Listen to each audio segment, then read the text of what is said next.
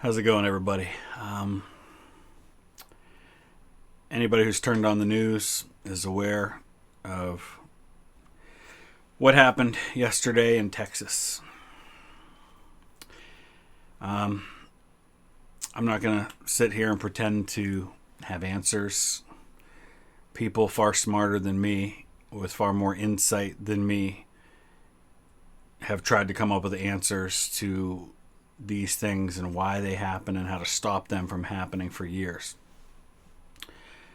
So I just want to share my heart a little bit and share what I see and what I've experienced. If you're new and you're not familiar with me, first of all, I'm a dad in his mid-40s that has two teenage kids who will both be in high school this fall, one a senior and one a freshman, and a 9-year-old. I have a son who is the same age as these beautiful children who were murdered in their school yesterday. And I also happen to be somebody who works for an organization that was founded because of a school shooting. I work for a family who lost their daughter as the first victim in what at the time was the worst school shooting in American history. Now it's barely in the top 10.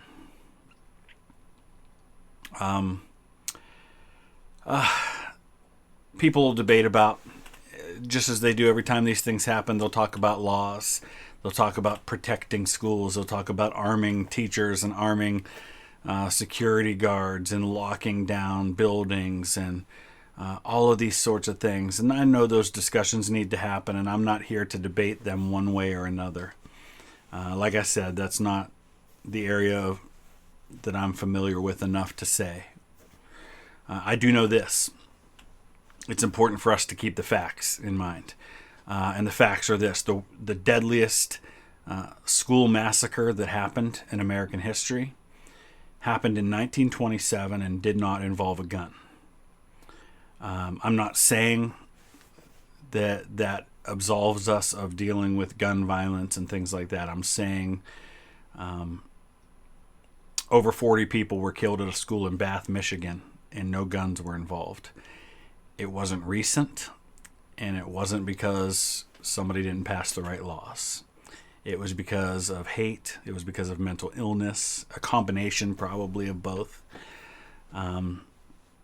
The act of violence that happened in Bath, Michigan in 1927, which is our deadliest in America, is the 13th deadliest act of violence in a school in world history. The worst killed 2,000 people. So it is not a uniquely American problem. It is not a uniquely recent problem. And it's not a uniquely related to a gun problem. First and foremost, it's a heart problem. It's a mental health problem. It's an awareness problem. It's a connection problem. It's an isolation problem. People with mental illness are often not understood. They get isolated, they get made fun of, they get ostracized. People who have been through difficult situations in their lives and they descend down a dark path because of that. And the people in their lives don't know how or don't want to get involved. Those are just a few of the things that go on behind the scenes.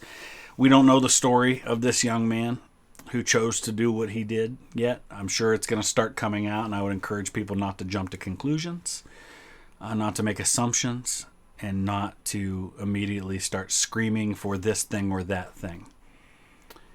Emotional reactions matter. I'm not saying we shouldn't take what we're feeling right now and act on it, but I'm saying let's appropriately act on it, and let's understand that this is a much bigger issue than just what laws get passed, what people get hired, what doors get locked. It's so much bigger than all of that. My wife is a school counselor. She's also worked as a guardian and dealt with people with severe mental health issues for years. So we've seen a little bit of all this, and again, not pretending to be an expert by any means. But I know that this is a problem that's going to take all of us. My friends lost their daughter Rachel at Columbine. She was killed by two young men named Eric and Dylan. And that, like most of these situations, was a complicated situation. But Dylan's mom gave a TED Talk, wrote a book, has spoken out, and I commend her for that. She is going through a very unique pain in that she not only lost her child, she lost her child as he murdered other people and then took his own life.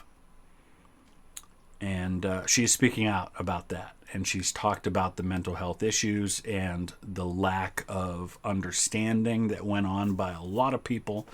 The people who knew parts of what was happening and didn't put it all together. All of those sorts of things. All of that is to say, I don't have answers, but I know that it's going to take all of us. It's going to take all of us recognizing in the people around us when there are mental health issues, and then being proactive to act on those things and getting the help that they need. If we ourselves are someone with mental health issues, reaching out and getting the help we need. You know, we are so quick to say that if your bone, you break your arm, you go and you put a cast on it. If you get diagnosed with cancer, you get treatment. You get surgery, you get chemo, you get radiation, you get all these things. If you have a headache, you take something for that to make the headache go away. We do all of these things for our physical bodies, but we forget that our mind is a part of our bodies. And mental health is every bit as important as physical health, because mental health is a form of physical health. And so our brains get sick too. Our minds tell us things. We lie to ourselves and we don't even realize it. And we need to get help for that. We need to get treatment for that. And there shouldn't be a stigma around that, around getting the help that you need for any area of health in your life. So please, if you're having thoughts of hurting yourself or someone else, go to somebody and talk to them right away, a professional. There are some incredible professionals out there that are trained to deal with those things. If you are thinking about harming someone else, say something to somebody. Don't worry about the consequences, because the consequences of saying nothing could be that you or someone you care about or someone that other people care about ends up getting hurt. So do something and say something about it. I didn't sit down and plan what I wanted to say with all of this, but I felt like I wanted to share that because we'll never put a stop to all of these acts, no matter how many laws we pass, no matter how many people we hire, no matter how many locks we put on doors. Hate finds a way. Mental illness, unchecked, finds a way. And I don't know what was the case with this young man, probably a combination of both. I do know this: when we isolate people, we don't help them. It's easy to reach out to and make friends with and connect with people who are kind, who are friendly to us. And one of the things we talk about with Rachel's Challenge is sometimes the most important thing you can do in your community, in your school, in your workplace, is to reach out to that person nobody talks to, nobody interacts with. Because you can walk into a building with 1,000 people in it and feel completely alone. Because of your own choices, because of other people's choices, because of a physical or an emotional issue that's happening in your life, and you feel isolated. And people can either push you and make that worse, or they can reach out to you and reconnect you and make it a little better. So connect with people.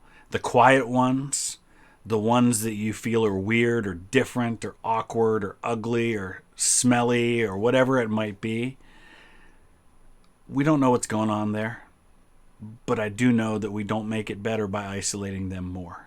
We need to connect to those people. We need to reach out to those people. It's not easy to do. Not everybody is built to reach out to people who are jerks, who are unkind, who don't treat people well, but it may be the thing that brings them back from the brink and prevents another situation like this.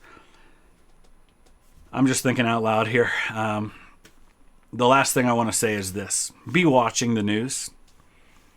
because you're going to hear stories of heroes. How do I know that without knowing the details of the situation? I know that because there always are heroes.